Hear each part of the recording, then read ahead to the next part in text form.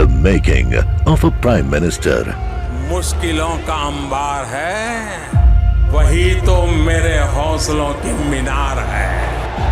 हिंदुस्तान में दो प्रधान दो निशान नहीं चलेंगे। अगर इतनी ताकत ये पाकिस्तान के खिलाफ लगा दे तो आतंकवाद आसान हो गया। हम चुनौतियों से टकरा रहे हैं। सर्जिकल स्ट्राइक और एयर स्ट्राइक करके नए भारत के सामर्थ्य का संदेश भी दे दिया है। तुम उठो, तिरंगा लहरा दो। जननायक नरेंद्र मोदी के 20 वर्ष पुराने भाषणों पर आधारित एक बेहद लोकप्रिय कार्यक्रम। क्या कहते हैं नरेंद्र मोदी?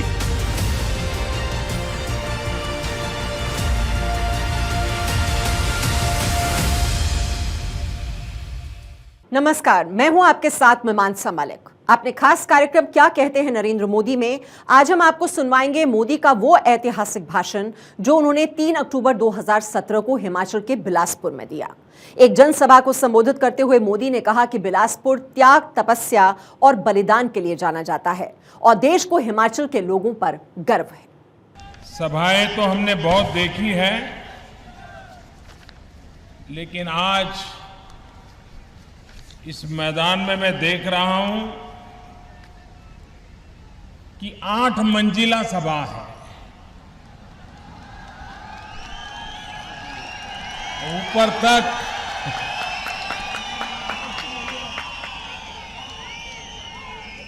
मुझे पता नहीं ये दूर दूर छत पे चढ़े हुए लोगों को सुनाई देता होगा कि नहीं सुनाई देता होगा।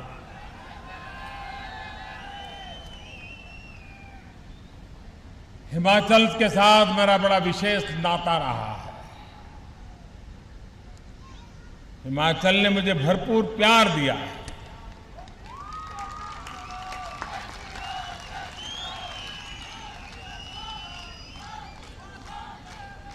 और मैं जानता हूं पहाड़ों से नीचे तराई में कहीं पहुंचना है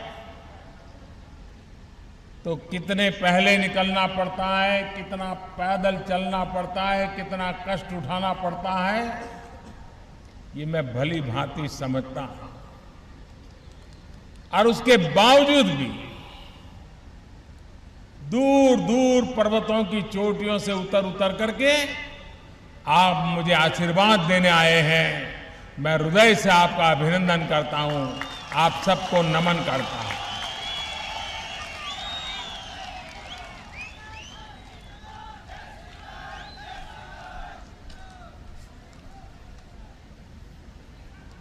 ये देवभूमि है,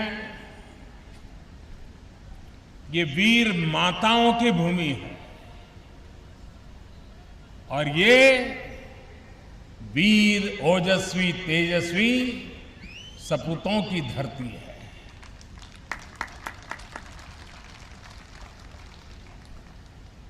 माता नैना देवी के आशीर्वाद से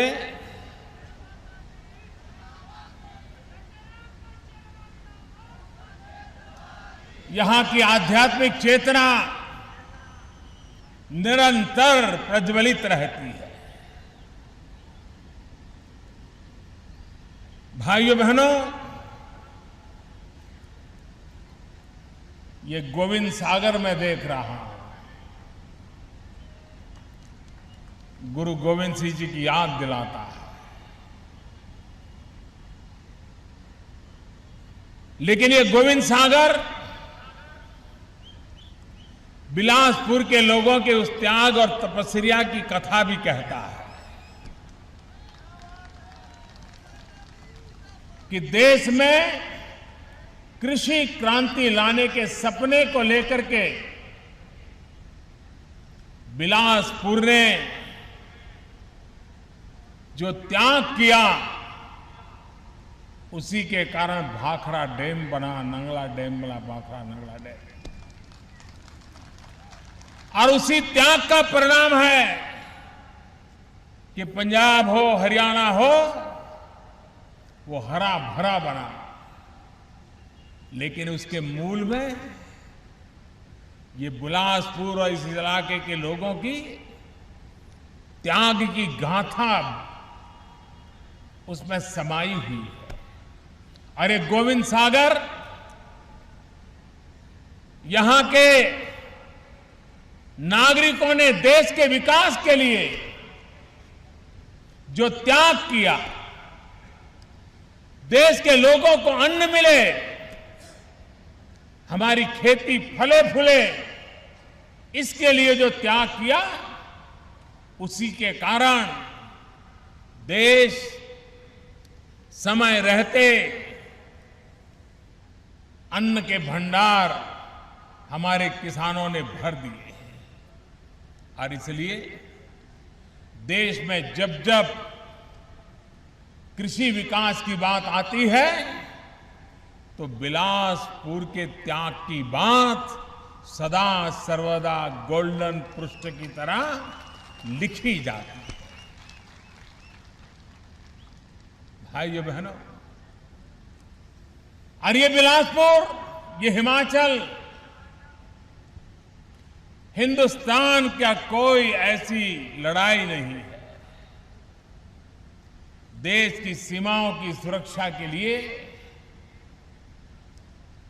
देश के तिरंगे झंडे को आन बान शान बचाने के लिए कोई ऐसा काल नहीं होगा कि मेरे हिमाचली वीर सपूतों ने देश के लिए बलिदान न दिया। मां भारती के लिए बलिदान न दिया हो, ऐसा इस धरती में कभी सुनने को नहीं मिलेगा। 3-3, 4-4 पीढ़ी अपनी जवानी देश की रक्षा में सीमाओं पर खपा दी है। ऐसे तो अनगिनत परिवार ये हमारी हिमाचल की गोद में पलते हैं। और इसलिए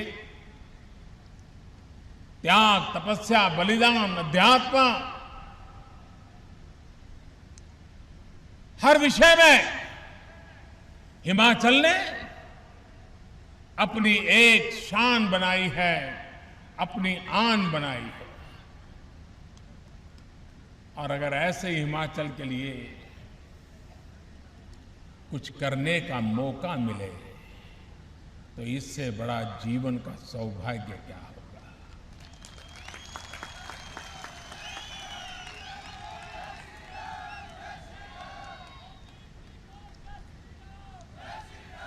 आज यहां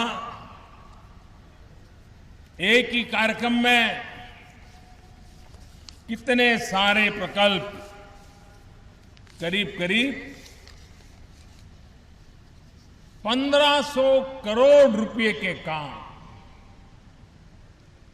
कुछ शिलान्यास, कुछ लोकार्पण। हिमाचल में एम्स का बनना ये सिर्फ हिमाचल के लाभ में है ऐसा नहीं है। हिमाचल का तो लाभ है ही है, लेकिन हिमाचल ये बहुत बड़ा टूरिस्ट प्लेस है। देश के कोने कोने से यात्री यहां आते हैं और अक्सर यहां की पहाड़ियों में किसी न किसी अकस्मात के कारण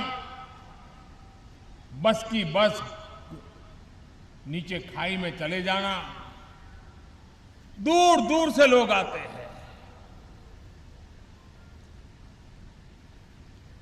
अगर उनको ट्रॉमा सेंटर की सुविधा मिल जाए, एम्स जैसी व्यवस्था मिल जाए, तो हिंदुस्तान के किसी भी कोने से आए हो या यात्री को भी ये हिमाचल की धरती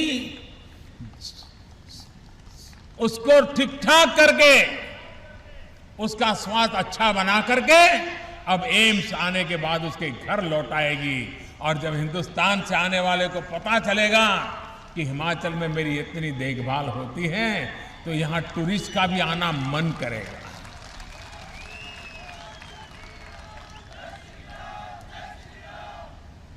बहुत साल पहले मुझे पता है, मैं गुजरात में था, हमारी पार्टी के एक ट्रेजरर हुआ करते थे, वे परिवार के साथ हिमाचल आए थे और शिमला के पास अकस्मात हो गया। हर किसी को गंभीर चोट आई, कुछ सीरियस चोट आई, लेकिन चंडीगढ़ अस्पताल तक उनको ले जाना पड़ा और जाते जाते रास्ते में 2 लोगों की मृत्यु हो गई। उनका मुझे फोन आया, मैंने यहां हमारे पार्टी कार्यकर्ताओं को फोन किया। मैंने कहा देखिए भाई, ये हमारे पार्टी के परिचित लोग हैं, सारे लोग मदद में लग गए, कोई खून देने के लिए, कोई उनकी चिंता करने के लिए। और इसलिए मुझे भली भांति पता है कि हिमाचल में जो यात्री आता है देश के कोने कोने से, उसे जब इस व्यवस्था का पता चलता है तो आने के लिए उसका विश्वास बढ़ जाता है। और इसलिए ये एम्स हिमाचल वासियों के लिए तो एक जीवन संजीवनी लेकर के आया है, लेकिन हिमाचल की आर्थिक व्यवस्था के लिए, टूरिज्म को बढ़ाने के लिए ये अस्पताल एक बहुत बड़ा महत्वपूर्ण कारण बन सकता है। और इसलिए हिमाचल में अस्पताल बनना मतलब देश के टूरिज्म को भी बढ़ावा देने का काम है, जो आज बिलासपुर की धरती पे हो रहा है।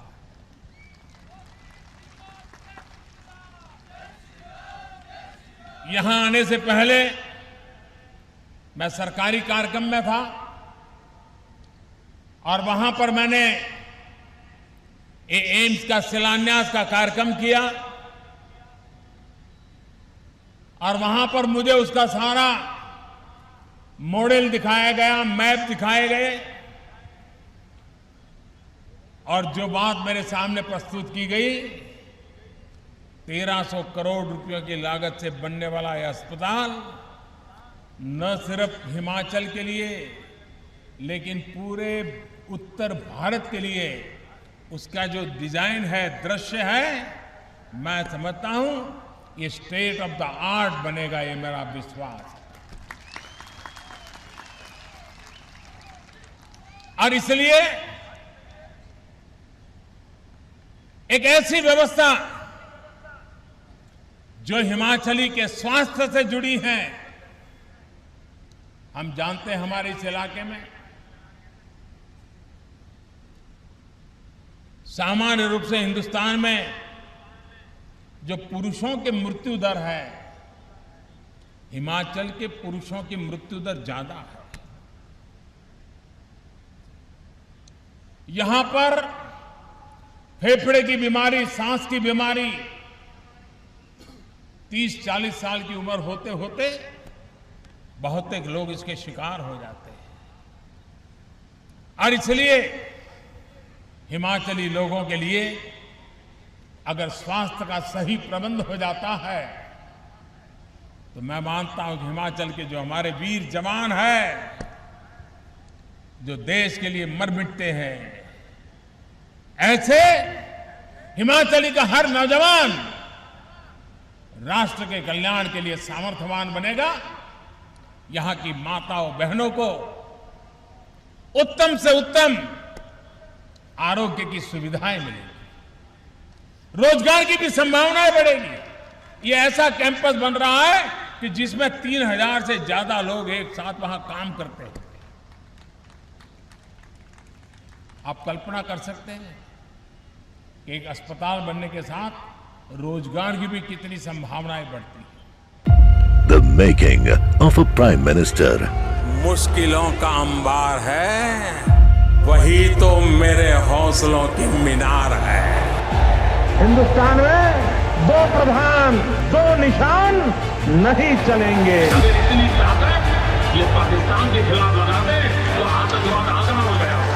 हम चुनौतियों से टकरा रहे हैं। सर्जिकल स्ट्राइक और एयर स्ट्राइक करके नए भारत के सामर्थ्य का संदेश भी दे दिया है। तुम उठो, तिरंगा लहरा दो। जननायक नरेंद्र मोदी के 20 वर्ष पुराने भाषणों पर आधारित एक बेहद लोकप्रिय कार्यक्रम क्या कहते हैं नरेंद्र मोदी,